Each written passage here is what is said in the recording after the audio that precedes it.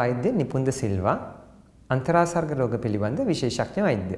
ආර්තවහරණය ගැන ඔබ දැනුවත්ද? මැදිවියේ කාන්තාවකගේ ඔසප් චක්‍රය නතර වීම සාමාන්‍ය සිද්ධියක්.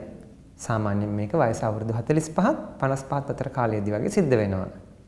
ඇතැම් අයගේ එකවර නතර වීමක් වෙනවා වගේම තවත් අයගේ ක්‍රමානුකූලව අක්‍රමවත් වෙලා ඉන්පස්සේ නතර වෙලා යන්නට පුළුවනි.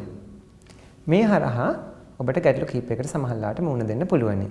විශේෂයෙන්ම ආර්තවහරණයත් සමග රුධිරයේ ඊස්ට්‍රජන්, ප්‍රොජෙස්ටරෝන් වැනි හෝමෝන වල අඩුවීමක් වෙනවා. ඉතින් ඒකත් එක්ක සමහර කෙනෙක්ට එන්නට පුළුවනි ලක්ෂණ කිහිපයක්. ඒ අතර ඇඟ ගිනියම් වීම, දැඩි දහඩියක් දැමීම වගේ අවස්ථා එන්න පුළුවන් වරින් වර. මේකත් එක්ක නින්දට බාධා වෙන්නත් පුළුවන්.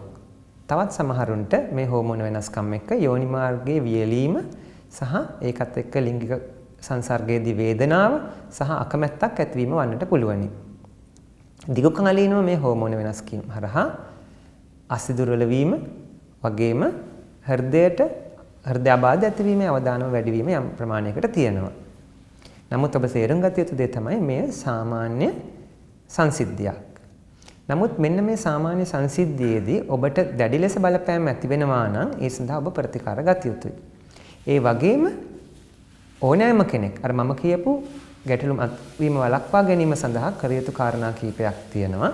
ඒ අතර ව්‍යායාම කිරීම, නිතිපතා සමබර ආහාර වේලක් ගැනීම, විශේෂයෙන්ම කැල්සියම් හා විටමින් D ප්‍රමාණවත් ලැබෙන ආහාර වේලක් ගැනීම වැදගත්. ප්‍රමාණවත් නිින්දක් ලබා ගැනීමත් අවශ්‍යයි. ඉතින් මෙන්න මේ මූලික කාරණු කරත් ඔබට තවදුරටත් ඔබට අපහසුවට පත් කරන ප්‍රමාණයට මම කියපු රෝග ලක්ෂණ එනවා නම් ඔබ එහිදී වෛද්‍ය ප්‍රතිකාර ලබා ගැනීම වැදගත්. මේ ප්‍රතිකාර හෝමෝන වගේම හෝමෝන නොවන ප්‍රතිකාර තිබෙනවා. යම් අවස්ථාවක සමාජයේ මේ ප්‍රතිකාර ගැන අනියත බියක් ඇති වුණා. නමුත් නිසි වෛද්‍ය අධීක්ෂණය යටතේ ඔබට මේ ප්‍රතිකාර ඉතාමත්ම ආරක්ෂිතව ලබා දෙන්නට පුළුවනි. ඒ හරහා ඔබට බොහෝ දුරට මෙම රෝග ලක්ෂණ අඩු කරගෙන බොහොම සාමාන්‍ය ජීවිත තත්ත්වයක් ඇති කරගන්නට පුළුවන්.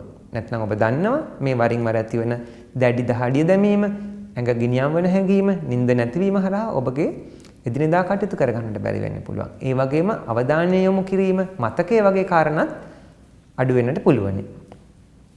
තවත් සමහර අවස්ථාවලදී ඔබට වෛද්‍ය උපදෙස් ගන්නට අවශ්‍යයි.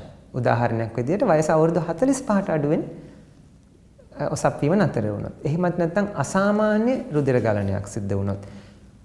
ආර්තවහරණයෙන් වසරකට පසු නැවත රුධිර ගැලීමක් වගේ වුණොත් ඒ අවස්ථාවවලදී වෙනත් කාරණා මුකුත් බලපානවද කියලා බලන්න ඔබ ඉක්මනින්ම වෛද්‍ය උපදෙස් ලබා ගත යුතුයි.